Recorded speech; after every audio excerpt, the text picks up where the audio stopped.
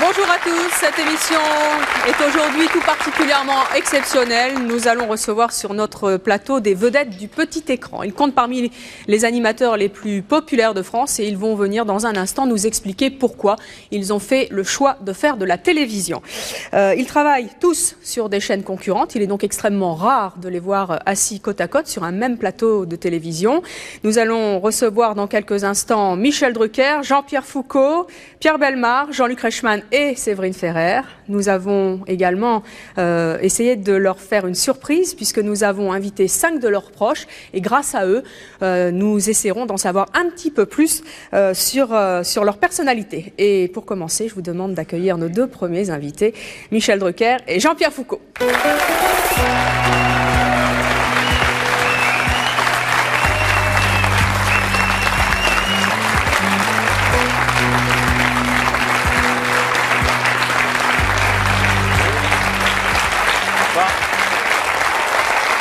Michel, bonjour.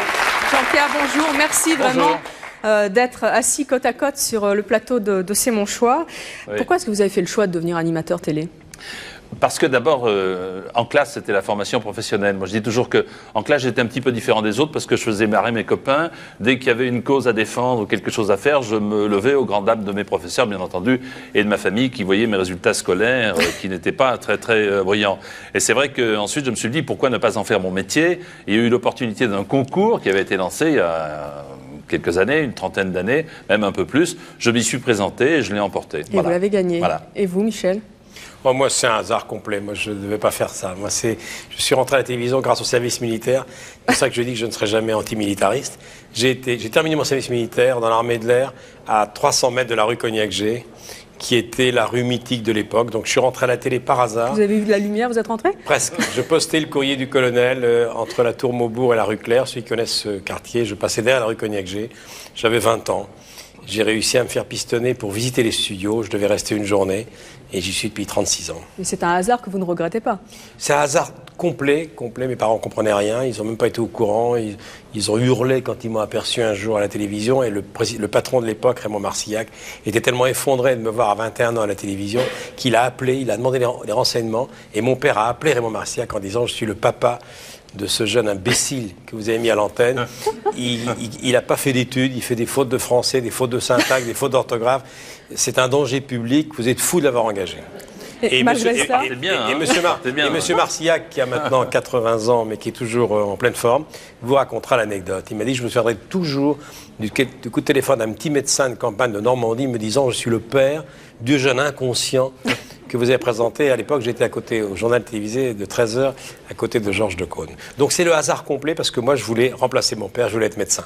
Mais n'ayant pas fait d'études, j'avais peu de chance de réussir dans cette voie. Alors vous avez démarré dans la profession comme journaliste, comme commentateur sportif, et on va voir quelques images de vos débuts. Je pense que ça va vous rappeler de bons souvenirs. Ou de mauvais. Il n'a pas changé. Ou de mauvais. Alors voilà ces images que nous avons retrouvées de vous. Jean Pradinas et Michel Drucker sont heureux de vous accueillir ce soir dans le temple du catch parisien. Il s'agit de l'Élysée-Montmartre pour un combat vedette, le combat vedette de la soirée, un combat de 4 à 4. Vous vous souvenez de ces images ? Alors attendez, non seulement... C'était le 12 décembre 1965. Alors non seulement je m'en souviens, et là il y a encore des gens, 36 ans, 37 ans après, qui m'en parlent. Parce que ce jour-là, attendez, donnez-moi vos feuilles. Une seconde. Alors, je ne vais pas les regarder. Retournez-les. J'ai fait cette bêtise-là. Voilà. Je le dis à tous les jeunes qui nous regardent. Ne les mélangez pas, Michel. Ne faites pas ça. Non. En plus, il y a des surprises dedans. Il ne faut pas les regarder. Non, je vous promets que je ne regarde pas. Regarde comment ils trichent. Non, je ne regarde pas du tout. Regardez. Et Sylvain Mirouf m'a appris. C'est que, au lieu de faire ça, la table était là, et de glisser mes fiches comme ça, j'ai fait ça. Et j'ai été, sans le savoir, pris d'un début de Parkinson. J'ai été terrorisé. Et pendant 8 minutes, j'ai été comme ça. Mais regardez ce que c'est. Eh bien, croyez-le ou pas, le lendemain, tout le monde me connaissait. On ne connaissait pas mon nom. Mais on me disait, ça va mieux depuis hier soir. Alors, Jean-Pierre, nous aussi, on a retrouvé des images de vos débuts. Ce sont des images un tout petit peu plus récentes que celles de Michel. Elles datent de 1976. Et je crois aussi que ça va vous rappeler de bons souvenirs. On va les regarder ensemble. Vous pouvez le constater ce soir Notre ami Guy Lux n'est pas là, il est parti prendre quelques jours de repos bien mérités. Il était également, notre ami Guy Lux, retiré un Oscar, mais oui, l'Oscar de la presse et de la télévision marocaine au titre de meilleur présentateur de la télévision française. Un Oscar bien mérité. C'était quasiment vos débuts. C'était ici sur ce studio, c'est ce que je disais tout à l'heure en arrivant avec Michel. Au studio 102 de la Maison de la Radio. Au studio 102, je me souviens de l'ambiance et surtout de la peur que j'avais, puisque je présentais sur Ring Parade et le soir même, la grande émission de variété qui s'appelait Système 2, aux côtés de Sophie Larel. On était en direct et c'était très, très, très impressionnant. J'étais dans un drôle d'état et je ne regrette pas, à part la veste, je ne regrette pas. Mais on a ce point commun, on a débuté ici tous les deux. Qu'est-ce que vous avez contre le rouge, Jean-Pierre? Non, mais c'était un peu... on a débuté ici tous les deux. Ouais. Moi, c'était avec Thierry Leluron et Mireille Mathieu dans une loge proche de celle qu'on m'a donnée tout à l'heure. Et c'était Télé Dimanche. Vous étiez tous les trois dans une loge avec Thierry Leluron et Mireille Mathieu. Mireille Mathieu présentait un radio crochet, chantait Piaf, et Thierry Leluron se présentait, mais dans la catégorie chanteur d'opérette. Et moi, je donnais les résultats sportifs. Donc, on a débuté ensemble ici.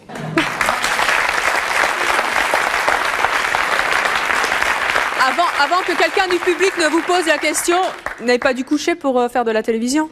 Moi, j'ai couché, mais avec la télévision, si j'ose dire. Moi, j'ai couché à Cognac-G, sous les coupoles, au bout de 3 jours, pour être certain de ne pas me faire virer. Et j'ai couché sous les coupoles. J'ai attendu que les pompiers ferment Cognac-G. J'ai couché 3 nuits, l'été 64, c'était les Jeux Olympiques de Tokyo. Et il y avait un autre garçon qui était avec moi. Lui, il rêvait de devenir un grand éditeur. Et moi, je disais, moi, je serai un jour Guy Lux. On avait 20 ans tous les deux. Il s'appelle toujours Michel Lafon. Il est devenu éditeur. Il était monteur. Et on a passé des nuits entières, l'été 64, à se demander sous les coupas ce qu'on deviendrait. Surtout si on ne serait pas viré le lendemain, car notre laissez-passer était déjà périmé.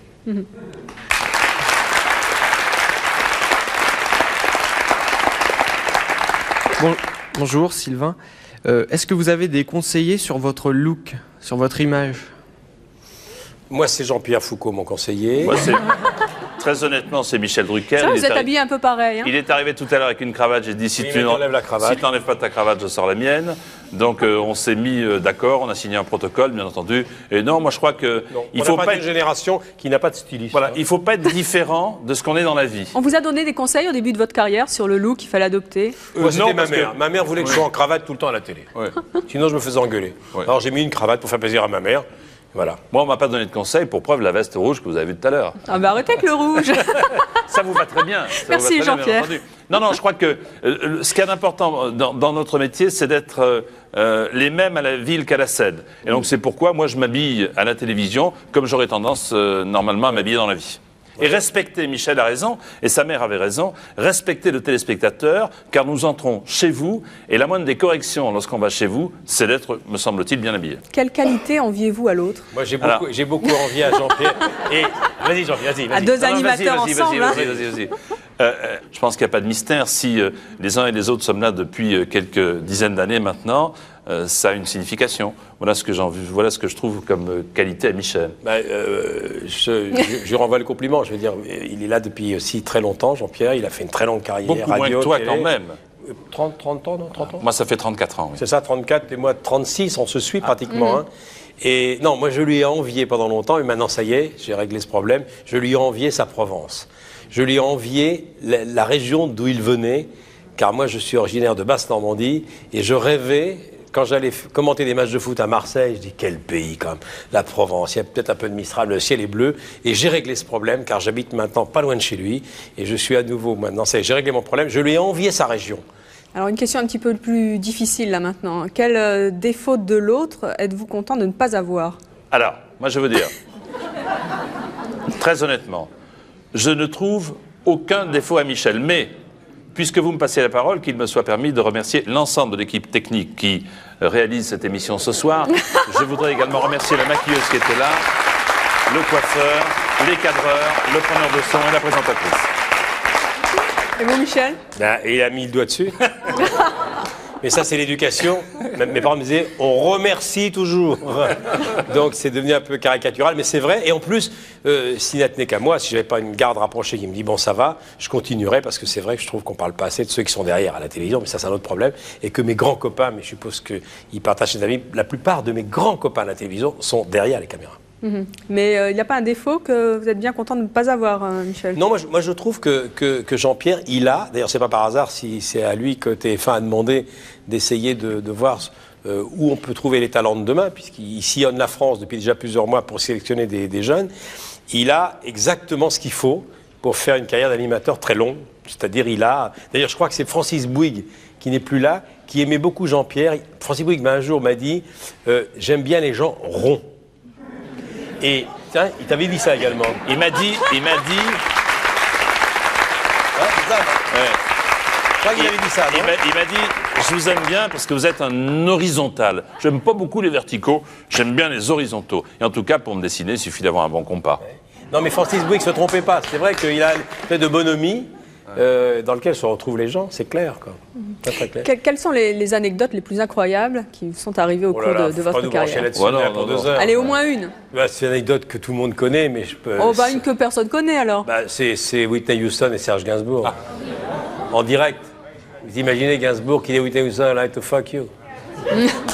Et moi qui dis non, il sait... Et qu'est-ce que ça veut dire? Je parle pas bien anglais. Ben, on va traduire en français.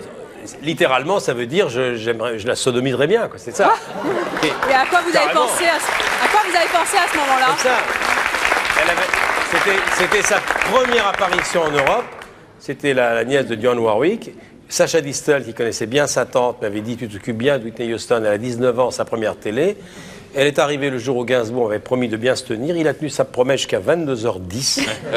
Il n'avait pas fumé, pas bu, il était en smoking, pas de grossièreté. Et là, bêtement, il restait un duo, vieille canaille, entre Eddie Mitchell et puis Serge, et cette américaine que personne ne connaissait, qui ne devait pas parler. Le micro était au milieu, je suis sur un canapé avec Serge. And now, ladies and gentlemen, the famous, the great Whitney Houston. Elle chante, et elle commence à chanter, et il me dit, t'as vu le cul qu'elle a? Alors, et je dis à Serge, et moi je me concentre, j'ai dit, oh putain, le cul, faut que je la voie, ça. Et là, bêtement, je suis allé la remercier, comme on le fait souvent. Il nous arrive de quitter notre fauteuil, notre canapé, pour aller remercier et revenir sans que l'artiste revienne. Et là, j'ai fait la bêtise de dire « I like to introduce Serge Gainsbourg et I like to fuck you ». Je lui ai dit en anglais « Il say you are great, you are so sweet, vous êtes la plus belle ». Et il dit « Pas du tout, j'ai dit que je voulais la niquer ». Une tragédie. Mais c'était un alors, qu'est-ce qui se passe là dans la tête à ce moment-là? Non, mais attendez, en direct, hein. Oui. Direct, hein. Bon, les Champs-Élysées, c'était à l'époque l'émission Octobre. Il y a peut-être 8 ou 10 millions de gens qui ont vu ça. J'étais dans un état. Et j'ai dit à Serge, il faut que tu arranges le coup, tout ça. C'est la première fois que j'ai vu une blague devenir grise. Il s'est passé 10 ans. J'ai présenté une émission que Jean-Pierre a présentée aussi à Monaco, les World Music Awards, il y a quelques années. Et à la fin de cette semaine, il y avait toutes les stars du monde entier. Il y a un dîner officiel. Je suis à la table. Il y a les princesses de Monaco, le prince Régnier, le prince Albert. Et à ma droite, Whitney Houston. Que j'avais croisé rapidement, mais elle n'avait pas fait le rapprochement. Je dis, elle va jamais se souvenir de moi. Elle était partie furieuse. On avait déposé des fleurs à 3h du matin. Elle était partie, elle a dit des tas de papiers en Amérique en disant, je suis allé dans une émission. Il y avait un mec bourré qui m'a dit, like to fuck you. Personne ne pouvait comprendre ça. Et là, j'étais comme ça toute la soirée. Et c'est seulement à la fin qu'elle m'a dit, I know this face. Je connais ce visage. Alors, et après, elle a su qui était Gainsbourg, qui est évidemment mort depuis. Elle m'a dit, vous pouvez pas savoir, ça a été pour moi. Quel compliment. Non, elle m'a dit, non, mais c'est le souvenir le plus terrible de ma carrière. Jamais on m'a dit ça. Il était redoutable en direct, Gainsbourg. Moi, j'avais peur avant de le recevoir à Sacré Soirée. Moi aussi, il m'a fait la même chose un soir à Sacré Soirée, en direct. On attendait à ce qu'il se passe quelque chose. Il me dit, il me pose lui une question, alors que c'est à moi, en principe, c'est à nous de poser la question. Il me dit, tu sais ce que c'est qu'un spermatozoïde et qu'un attaché caisse? Je dis non, il me dit, un représentant de mes couilles. Donc ça commençait d'entrée comme ça. Et ce qu'il a fait. Je crois que c'est dans une émission de Patrick Sabatier que j'ai vu. Il y a Eddie Mitchell. Il chante avec eux. Et alors, Gainsbourg dit à Patrick Sabatier, il dit, on se connaît bien. Oh là, on n'a pas tiré avec des belles. Et je vois Eddie qui sourit plus. Il dit, écoute, on n'a pas eu des cajots aussi. Et je vois Eddie qui devient gris, mais gris. Et je crois savoir qu'il y avait Madame Mitchell au premier rang. Le plan suivant, la chaise était vide. J'ai dit, comment il va s'en sortir? Et il dit qu'il le suppliait de fermer sa gueule. Et Les émissions enregistrées ont du bon. Hein. Ouais. Mais il avait un vocabulaire, encore une pour Serge Gainsbourg, il avait un vocabulaire... Serge, tu nous regardes. Salut Coco. Un vocabulaire assez curieux. Et moi, je lui ai remis un soir un double disque d'or, toujours en direct, et il était franchement très, très ému. Et donc, je lui ai tendu le micro en attendant qu'il dise quelque chose pour remercier en tout cas le public qui lui avait permis de recevoir ce disque d'or. Il m'a regardé, il a mis un temps, il m'a dit « Tu me trouves le cul ». Délicat. C'est délicat, mais en tout cas, ça ne fait pas vraiment partie de notre vocabulaire. Pour faire court, le pire souvenir après ça, c'est le jour où j'ai fait venir les nuls à Champs-Élysées. Ils commencent à se faire connaître. Pour la première fois à 20h30 sur une chaîne généraliste, il y avait Carrette, il y avait Chantal Leby, il y avait Chabat, il y avait Farougia. Vous ne pouvez pas savoir ce que ça a été. Ça a été effrayant. Le Standard a explosé parce qu'ils ont été comme ils étaient à Canal. Alors ils ont dit, ben voilà, ça a commencé léger, très très bonne nouvelle pour des millions de Français, Guy Béard annule sa tournée. Ça commençait déjà très fort. Et puis à un moment donné, ils ont dit, ben voilà, Stéphanie de Monaco, après son énorme succès discographique avec la chanson Ouragan, nous annonce, dorénavant, j'aurai un pied à Monaco et un pied à Paris. Et ils ont ajouté, on plaint les Lyonnais. Oh. Et ça a commencé comme ça. Ça a été effrayant. Il y avait Chantal Leby, ils ont terminé, ils étaient tous les quarts d'heure, ils disaient quoi de neuf dans l'actualité. C'est là où il y a eu cette fameuse publicité de Bigard, hein, Tony Glandil. Donc, tout ça à 20h30. Et en plus, je présentais l'émission avec Jean Poiret pour le film de Mocky, La saison des plaisirs, qui est un film un peu olé olé. Et juste dans le tremblement du rideau, je devais présenter Michel Bouquet, qui jouait au théâtre Mal Imaginaire, qui était en tenue et qui entendait toutes ces horreurs. Toutes ces horreurs. Et au moment où je dois présenter Michel Bouquet, encore un mot, les nuls, oui, la dernière pub, fausse pub, et c'est Carrette qui lance une pub. Il est 9h20 un samedi soir. Hein, bon. Et là on entend, il y a une porte, et en sous-titre, le bonheur, c'est simple comme un coup de bite. Et 21h20, j'étais avec Jean Poiret. Et vous savez qu'il est 13h50 sur une chaîne généraliste. Non, mais vous m'avez dit de raconter des anecdotes. Si dans le zapping ou dans le bêtisier, ils prennent que cette phrase avec toi, ils vont dire Drucker, dis non, je pensais pas qu'il était comme ça. Non, mais Slash. Je vous signale, il y a comme 8 millions de gens qui l'ont entendu, ça. Et là, au moment où j'entends la fin de cette phrase, je vois Michel Bouquet, qui entend ça derrière le rideau, Mal Imaginaire en tenue, et Jean Poiret me dit, à toi, mon petit gars, t'es pas dans la merde. Et il a fallu que j'enchaîne avec... J'étais dans un état. Et ça a été ça jusqu'à 22h30. Mais le Standard a explosé. Le Standard a explosé. Et si le président Contamine, qui était notre patron à l'époque, n'avait pas été sympa, dans une autre vie, on était tous lourdés. On était tous virés. Quoi. Alors nous allons à présent demander à nos 3 prochains invités de nous rejoindre. Je vous demande d'accueillir Séverine Ferrer, Pierre Bellemare et Jean-Luc Reichmann.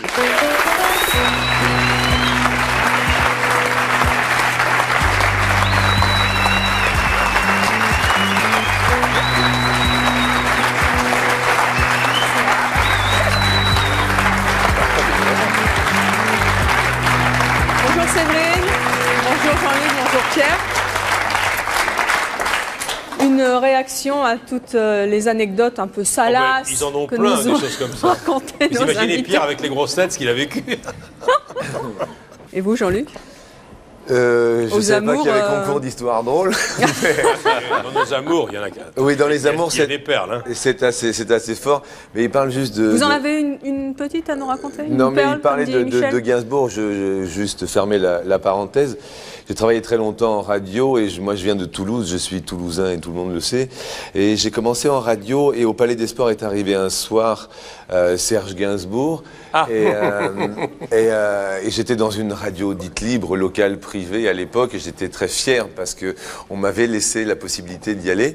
Et j'ai discuté quelque chose pendant 1h30 avant son concert avec Serge Gainsbourg. C'est un moment que je pourrais pas oublier.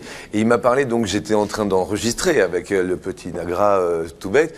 Et il est parti pendant 1h30 sur la peinture. On n'en avait rien à foutre des auditeurs. Et il me dit, tu sais, je te parle de ça, j'ai raté ma vie. Je vais faire la peinture.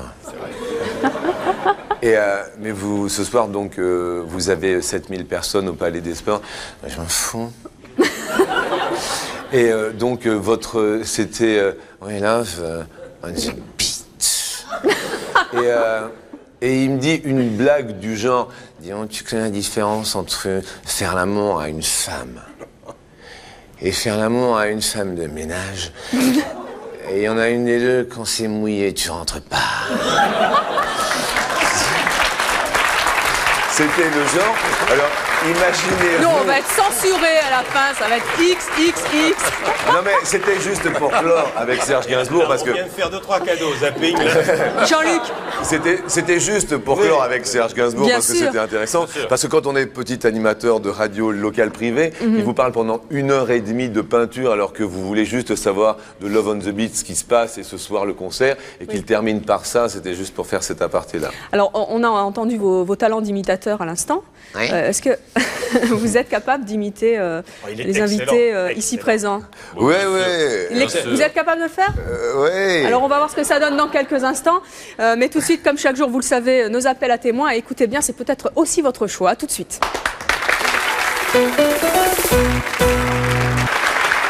Nous retrouvons Michel Drucker, Jean-Pierre Foucault, Séverine Ferrer, Pierre Bellemare et Jean-Luc Reichmann qui sont nos invités aujourd'hui. Ils nous expliquent pourquoi ils ont fait le choix de devenir animateurs de télévision. Jean-Luc, vous nous avez promis à l'instant d'imiter quelques-uns de nos invités, peut-être tous, ici sur ce plateau. Oui. On peut y aller?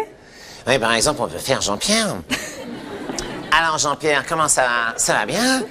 Je suis ravi de vous retrouver pour Sacrée Soirée. À l'époque, c'était vraiment rigolo parce que j'étais donc la voix off des bandes annonces de TF1 et je présentais à la fois Jean-Pierre, ce soir sur TF1, Jean-Pierre Foucault, Sacrée Soirée. Et je disais aussi les infos par téléphone au 36 6 5 4 3 2 1. Vous voyez, 24 heures sur 24. L'émission de Alors, Michel je faisais aussi. Jean-Pierre, et puis je faisais, bien sûr, Michel Drucker.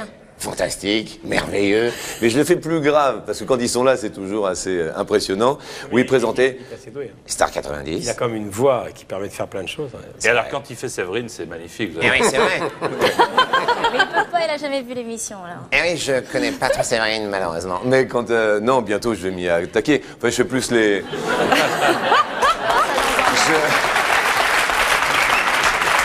Je fais plus les voix des hommes, généralement. Et puis, on a Pierre, mais là, Pierre, c'est... La caricature, 495 francs dans votre téléboutique. Mesdames et messieurs, un superbe tailleur, ensemble de chez, bien sûr, Evelyne, avec bien sûr, comme vous pouvez le voir, cet ensemble rouge qui dénote d'un caractère extraordinaire avec le petit bouton, la petite pochette, Et qui a appartenu à Jean-Pierre Foucault. qui a appartenu. Ah, Jean-Pierre Foucault, bien sûr, ici présent. Avec, bien sûr, cette petite pochette. Et alors, ce qui est dépatant avec Pierre, parce qu'on a eu la joie de faire l'émission de la Saint-Valentin ensemble, et vraiment, ça a été un très grand bonheur pour moi. Et il parle à sa femme exactement pareil. Ça, je trouve ça extraordinaire.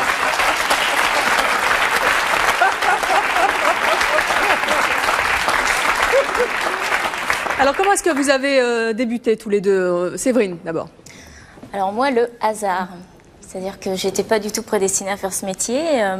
Mes parents sont pas du tout là-dedans du tout, donc c'est Vous très n'avez bien. pas Moi, je fait suis votre très service contente. militaire et vous n'avez pas vu de la lumière. Non, et en fait, j'ai participé à une émission de télé en tant qu'artiste où je chantais pour la première fois T'en vas pas d'Elsa en direct. J'avais 9 ans.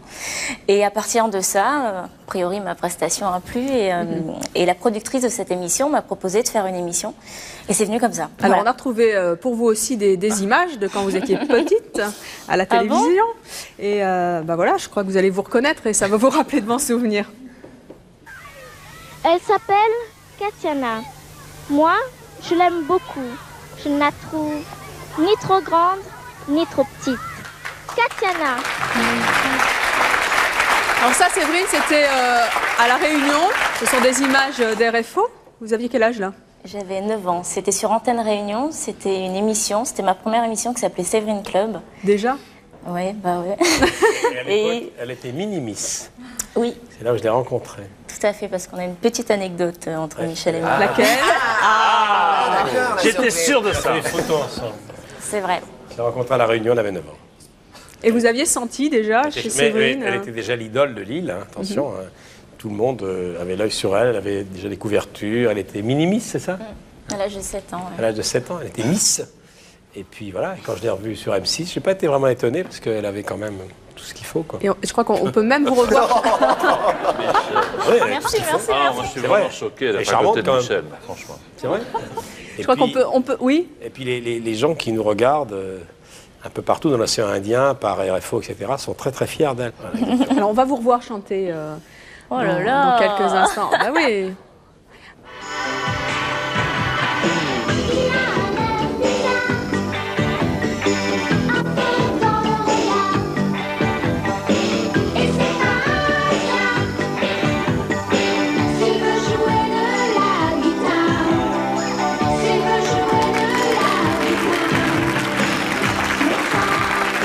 Vous avez quel âge là? Toujours le même âge? Pareil. C'était mon premier CD que j'avais sorti à l'époque là-bas, mon premier vinyle, parce qu'à l'époque c'était encore les vinyles. Et c'était vraiment marrant, quoi. J'essayais toujours d'être originale et j'avais ce perf qui était mon porte-bonheur avec tous mes pins et mes badges. C'était très marrant. Plus tard, elle a rencontré le Dalai Lama. Tout à fait. Comme quoi la télévision Des années gagne tout le après. monde. Le rapport avec les pins, Michel? Ça veut dire que tout le monde rêve de rencontrer le Dalai Lama. Mais oui, mais Pas justement, moi. Non, ah bon. a priori, il y a Pourtant, plein de vous aime gens qui... Pourtant, il vous aime beaucoup, Pierre. Oui, mais j'en suis sûr, mais non. Non, mais c'est vrai, j'ai eu cette opportunité et il y a beaucoup de gens qui l'ont pas vraiment compris. Mais moi, c'était important pour moi. Je suis très spirituelle dans l'âme et voilà. Enfin, en tout cas, moi, j'étais très contente de le rencontrer. Alors Jean-Luc, vous, vos débuts, ça s'est passé comment? Très bien, je vous remercie. Alors là, superbe. Toulouse. Ah oui, Toulousain, 1981, bien sûr. Les débuts de radio locale privée en 1981. Sur Radio Cambos, Radio des Coteaux, voyez-vous. Et puis par la suite, 86, 87. Un passage à Radio Monte Carlo, très... Oui, absolument. J'étais parti déjà. Non, il était encore là, 86, J'étais encore là, 87, 86. oui, absolument. Tiens. Eh oui, Ça alors. c'est dingue, hein. Il m'avait pas reconnu en plus. Et donc, en fait, ça a duré très peu de temps. Après, je suis monté à la capitale, au Commandement à Toulouse, et j'ai fait chauffeur de salle, comme le fait ce monsieur, et pour qui j'ai beaucoup de respect. Bonjour, on peut donner son prénom, s'il vous plaît? Mais oui, c'est Michel. Voilà. On peut applaudir, bien sûr. Voilà, je vous remercie parce que, voilà, ça me fait plaisir. Et puis, effectivement, avec mes cordes vocales, on m'a dit que j'avais pas suffisamment de voix, et j'avais un peu l'accent toulousain encore pour faire... T'as perdu l'accent. Hein. Oui, c'est vrai, fantastique. Tu l'as perdu comme ça, du jour au lendemain? Non, c'est-à-dire qu'à force d'imiter et tout... En fait, quand, je suis un peu comme ma maman, quand je suis à Toulouse, j'ai l'accent. Moi, c'est pareil, quand je vais à Marseille, je le reprends. Et ouais. Et c'est un peu la même chose. Et puis, progressivement, j'ai fait beaucoup de voix publicitaires, en fait. Je travaille beaucoup dans les voix pub. Et j'ai eu la chance que TF1 me la donne en 4... et je vais vous expliquer mon anecdote, comment je suis entré à TF1 en 89, chute du mur de Berlin, donc ça devait être en novembre, si ma mémoire est bonne. On m'appelle, allô, bonjour, je sais, j'ai votre cassette là sous les yeux, de voix, le mur de Berlin vient de tomber, il faudrait que vous soyez là pour 13h moins le quart, parce qu'à 13h, on va faire une édition spéciale, est-ce que vous pouvez venir vite? Et ça faisait 1 an qu'ils avaient ma cassette sur le bureau, ils avaient personne, le mur de Berlin venait de tomber, et c'était une émission spéciale. Et à partir de ce moment-là, j'ai dit, écoutez, je roule en moto, et je dis, j'y serai dans une demi-heure, il est midi, j'y serai à 12h30, et c'est comme ça que j'ai fait mes débuts de voix off sur TF1. Et j'en ai fait pendant 5-6 ans après, ouais. Voyez-vous. Et bon, de fil en aiguille, après, bon, tout le monde est au courant, j'ai fait mon petit bonhomme de chemin, voix off, beaucoup de pubs, des doublages, de la synchro, du chant. Je suis monté en comédie musicale rock pendant 5 ans, sur scène tous les soirs. Ouais. J'étais avec des copains, et puis après, la télé, le chauffeur de salle avec Nagui, voix off, dans N'oubliez pas votre brosse à dents. Oui, vous pouvez nous le refaire un petit coup de... N'oubliez pas votre brosse à dents, Ouais, merci Jean-Luc. Ils sont, mais non, mais il y avait la voix off de Que le meilleur gagne. Voici les 200 candidats qui sont venus jouer avec Nagui. Ouais, je faisais ça. Et puis, n'oubliez pas votre brosse à dents, ça dedans. Bonjour.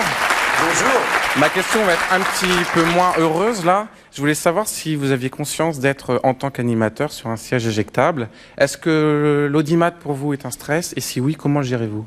Ouais, 3 questions. Je veux dire, l'audimat, c'est un vilain mot. Il suffit de remplacer le mot audimat par le mot public. Vous allez voir, c'est beaucoup plus élégant, c'est beaucoup plus joli. Est-ce que vous subissez le public, ou en tout cas les faveurs ou les défaveurs du public? Oui. Est-ce que il y a la dictature du public? Bah oui, il y a un peu la dictature du public. Et si nous sommes sur un siège éjectable, en tout cas pour ce qui nous concerne nous, le mécanisme a l'air pour l'instant d'être un peu en panne ou fatigué depuis 10, 20 ou 30 ans, mais nul n'est à l'abri d'un problème, nul n'est à l'abri de la défaveur du public si un jour vous ne le respectez pas, si un jour vous ne travaillez pas suffisamment pour qu'il vous suive et vous accorde sa confiance.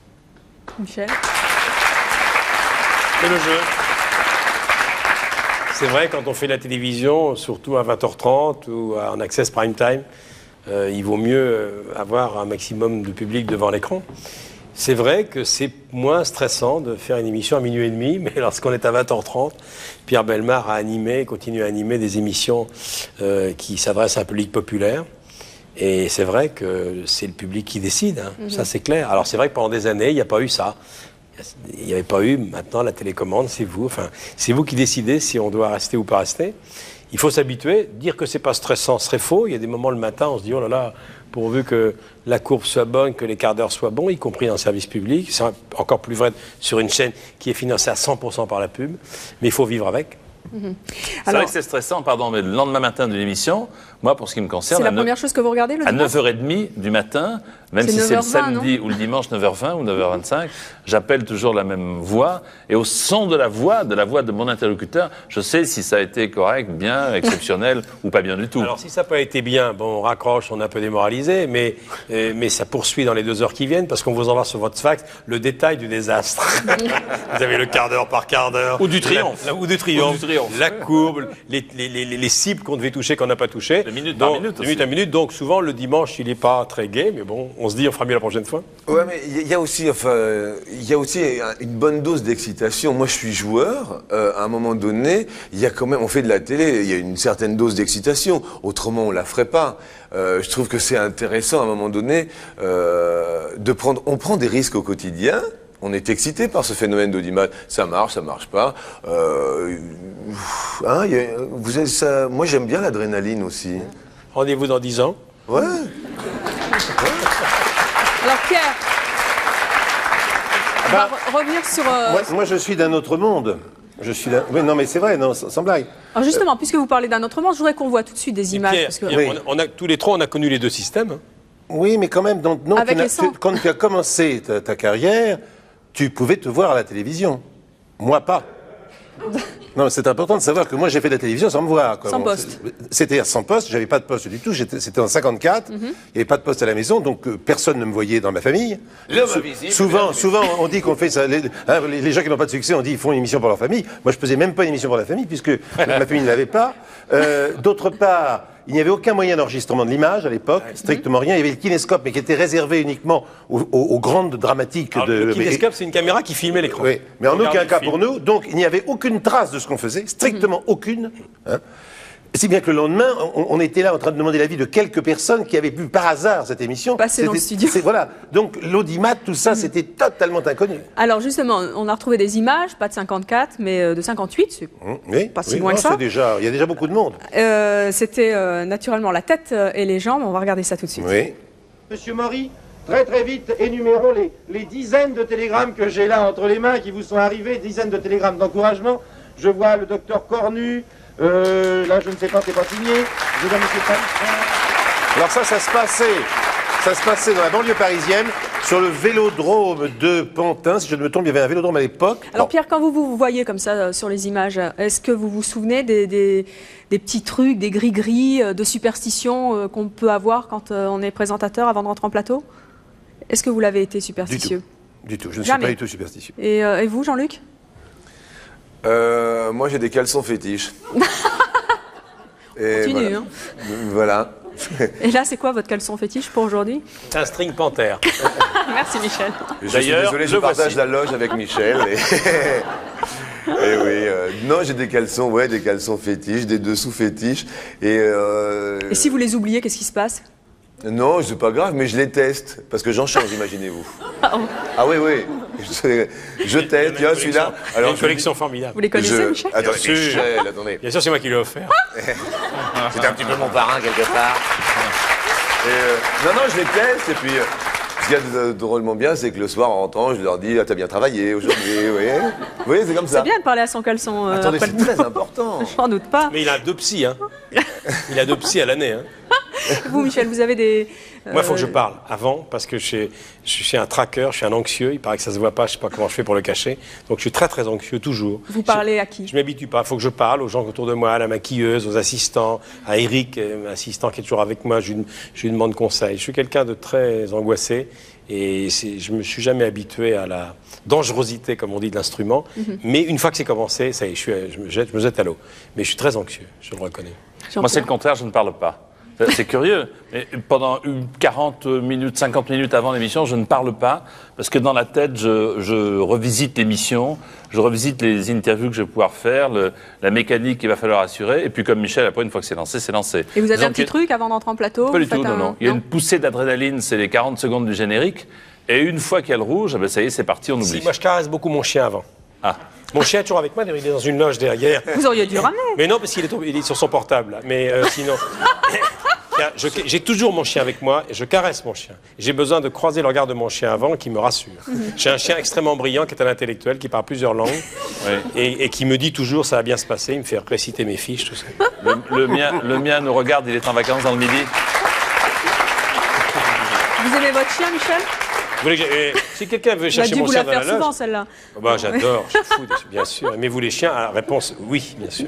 Et Séverine, vous êtes superstitieuse avant d'entrer en plateau? Un petit peu, je suis anxieuse aussi. Qu'est-ce que vous faites? Mais quand je sais que ça va être très difficile, je pense que je fais une petite prière. Voilà, c'est tout. Jean-Pierre, quel est le moment que vous préférez? Avant, pendant ou après? Il y a...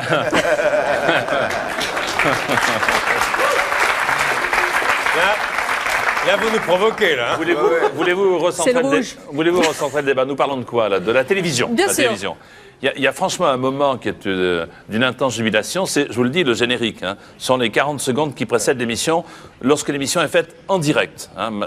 Moi, j'aime beaucoup, comme Michel et d'autres, le direct. Les 40 secondes du générique avant le direct, c'est un moment intense. Et puis ensuite, le moment que je préfère, c'est le lendemain matin, à 9h20. Bien sûr. Ça dépend des jours. Bonsoir Bérénice, j'ai une question pour Séverine. Est-ce que vous n'avez pas peur en commençant une carrière si jeune qu'elle s'essouffle un petit peu? J'y pense pas, tout simplement.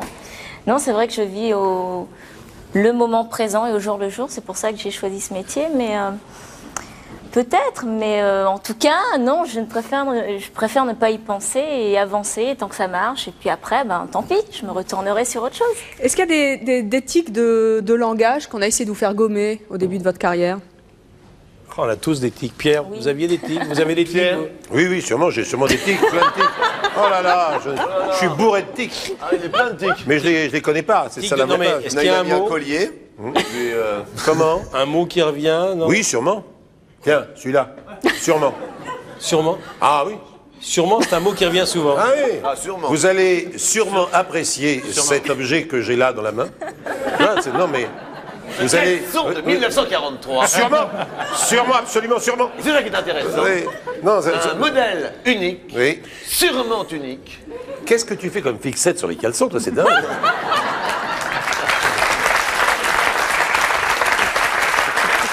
Et vous, Jean-Pierre, vous avez un tic?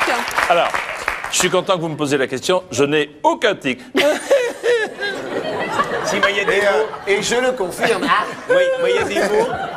Il y a des mots que j'essaie de gommer de vocabulaire parce que la caricature... Formidable. Formidable ou magnifique. Mais je me suis aperçu que je l'ai refilé à Philippe, à Gildas.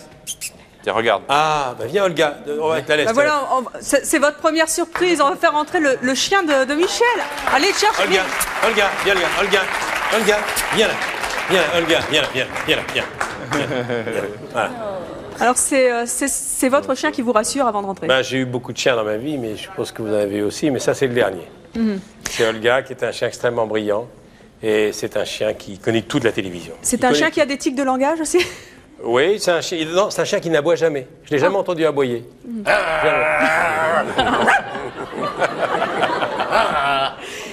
Alors, vous disiez qu'il y a des... Ah, la tête qu'elle fait. Ah, c'est extraordinaire. Qui est cet extraterrestre Et attendez, là, elle est très polie parce que d'habitude, elle lève la patte et elle fait ça.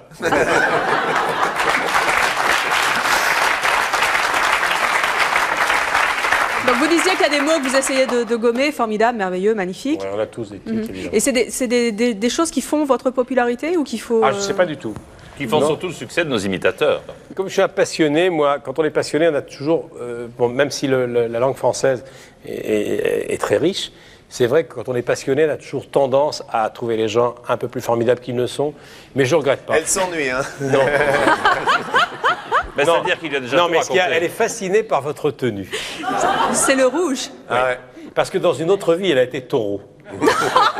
Arrêtez, va pas me foncer dessus quand même. Non, mais je vous dis que c'est une grande première. C'est la première fois qu'Olga vient à la télévision. C'est vrai? Oui. Merveilleux. C'est magnifique. Et parce qu'en général, l'après-midi, elle vous regarde, mais elle regarde de la maison.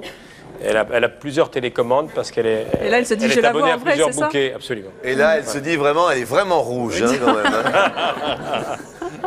Vous avez des tics aussi de langage, Jean-Luc? Oui, un petit peu. Enfin, j'ai des mots qui reviennent, genre somme toute, genre prime sautier. Prime sautier. Oui, prime sautier, oui. C'est un mot que j'aime bien. Et puis, qui reviennent comme ça pour ponctuer un petit peu les phrases. Mais ce sont des tics, oui. Mais autrement, je fais des pirouettes parce que... En imitant un petit peu les gens, je peux arriver à... très vite. Si vous voulez voir un document, hein, visionnez un jour l'imitation qu'il a fait de Dalida un soir dans une émission de Sébastien. Ah oui. Oh, faites-nous Dalida, Jean-Luc, c'est sympa. Non. Si. C'était quelle chanson, je me souviens pas, mais... C'était Monday, Tuesday. Non, mais je vais voir. Il a fait un jour Monday, Tuesday. Ouais. Allez, faites-nous Dalida. Vous êtes obligé là, Jean-Luc. Non, mais pas Dalida. Ah si, pour faire plaisir à Michel, au public. Allez. Non, mais tu te mets debout, tu fais juste les gestes, tu sais, des cheveux. Comme Oui, ça. oui. Allez, vous Jean-Luc. êtes bourré de poils. Tu perds tes poils, ma fille. C'est le stress. Détournez pas la conversation. Non, pas Dalida. Non, je peux vous faire... Non, parce que Dalida, en fait, ça fait partie d'un tout. Qui est-ce que vous en pouvez revanche, nous je sais imiter, pas, alors au niveau des cordes vocales, je sais pas qui vous voulez, mais... Jean d'Ormesson, par exemple, est très intéressant de l'Académie française. Au niveau de la gestuelle, ça le fait moins. Le Figaro, n'est-ce pas? Michel Drucker, bien sûr, le reconnaît. Ou alors, Michel Ancard. Ou alors, Mitterrand. Ou alors, je viens bien, c'est Jules Cagna. On l'a appelé, d'ailleurs, ça lui a pas plu du tout, le giscardoscope. Ça lui a pas plu du tout. Giscardisme, modernité. Voilà, exactement. Il fait très bien François Mitterrand. Ben, c'est-à-dire que moi, j'ai passé 3 ans avec Laurent Gérard tous les jours. Ouais. Alors, je peux vous dire qu'à la fin... Alors, faites-nous Mitterrand, Michel. Non, pas Mitterrand, je peux vous faire... Oh, bah, faites-nous Dalida. Attendez, Jacques Lang. Et Jacques Lang, c'est quel bel homme. Non, Allez-y, c'est ça. regardez, allez-y. Ce Jean-Pierre Foucault, quel bel homme. Je peux vous faire... Je peux vous faire Raymond Barre. Je peux vous faire Raymond Barre. Pierre Bellemare, laissez-moi vous dire. Non. Bonjour, c'est Johnny. Ah non, il faut mettre plus la lèvre, lipu. Bonjour à tous. Je peux vous faire... Bonjour à tous. Je peux vous faire Édouard Balladur. Hein? Monsieur Pierre Bellemare, j'aimais beaucoup vos émissions, Monsieur Pierre Bellemare. Je ne rate jamais téléachat. Jean-Pierre Foucault.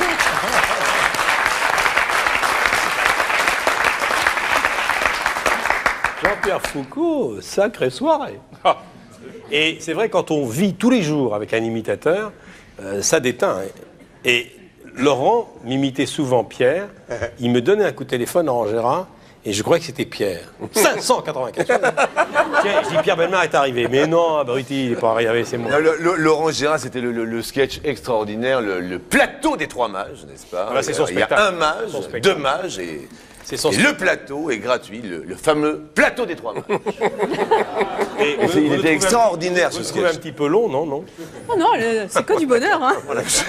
Non, c'est vrai qu'il était extraordinaire, Laurent, dans le plateau. Oui, les 3 mages, oui, c'est très bien. Alors, pour savoir qui se cache derrière nos écrans de télévision. Nous avons demandé à certains de vos proches, je l'ai dit en début d'émission, des proches qui travaillent ou qui ont travaillé avec vous, de nous rejoindre et de venir nous raconter un petit peu. Bon, on va y aller, nous. Enfin,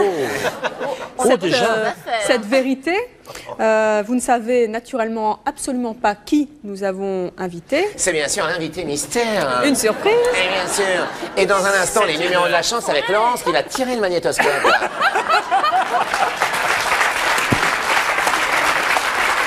Alors, rassurez-moi, il n'y a pas eu de fuite, vous ne savez vraiment pas qui vient. Vous ne croisez personne dans les loges à part les caleçons de Jean-Luc, Michel. Voilà, vous l'avez constaté, les animateurs télé sont très bavards. Il est l'heure de nous quitter. Je vous propose de nous retrouver demain pour la suite de notre émission. À demain, 13h50. Demain, nous découvrirons à quoi ressemble une colère de Michel Drucker. Jean-Luc Reichmann nous avouera ce qu'il a appris sur lui dans la presse. Séverine Ferrer nous dira de qui elle est fan. Pierre Bellemare nous racontera ce que son père faisait à ceux qui le critiquaient. Enfin, nous apprendrons quelle émission Jean-Pierre Foucault rêve de présenter. À demain, 13h50.